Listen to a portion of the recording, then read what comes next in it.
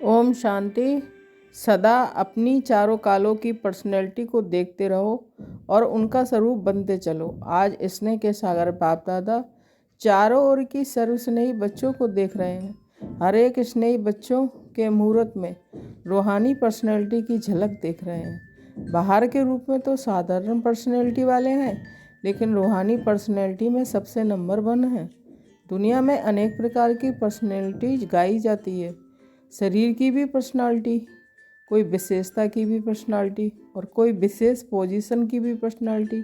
लेकिन आप सबके चेहरे पर चलन में कौन सी पर्सनालिटी है? प्योरिटी की पर्सनालिटी। प्योरिटी ही पर्सनालिटी है। जितना जितना जो पूरे हैं उतनी उनकी पर्सनालिटी ना सिर्फ दिखाई देती है लेकिन अनुभव होती है। सभी अपनी रूहानी पर्सनालिटी को अनुभव करते हैं। आप जैसी पर्सनालिटी सतयुग में अब तक कोई की है? सारे कल्प में चक्कर लगाओ तो आप जैसी पर्सनैलिटी नहीं है ना।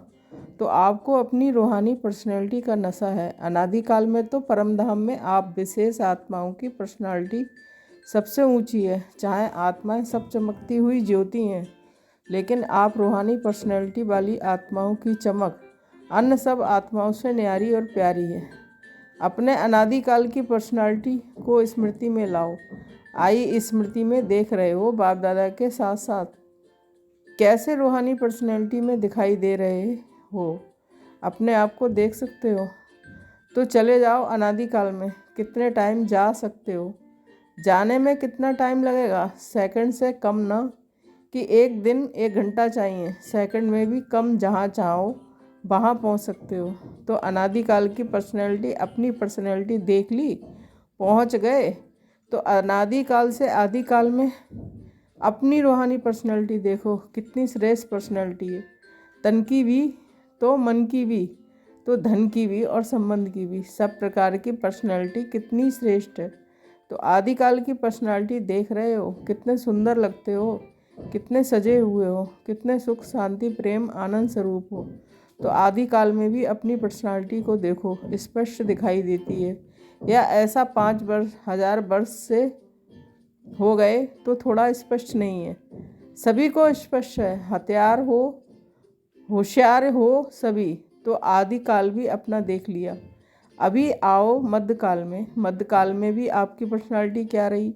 आपके जड़ चित्र कितने विधि पूर्वक पूजे और गाए जाते हैं। चाहे कितने भी धर्मात्मा महात्मा नेताएं पर्सनालिटी वाले गाए जाते हैं, लेकिन आपके जड़ चित्रों की पर्सनालिटी के आगे उनकी पर्सनालिटी कुछ भी नहीं है। जैसे आप सबकी पूजा होती है, वैसे कोई महात्मा या नेता की या धर्मात्मा की विधि पूर्वक पूजा होती है? कभी देखी है? आपके जड़ चित्रों जैसे श्रृंगार किसका होता है?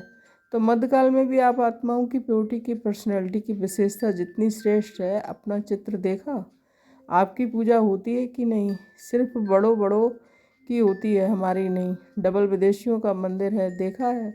इसमें आपका चित्र है कि सुना है? तो कहते हो कि हाँ होंगे, स्मृति में है। तो मध्यकाल भी आपका अति श्रेष्ठ है।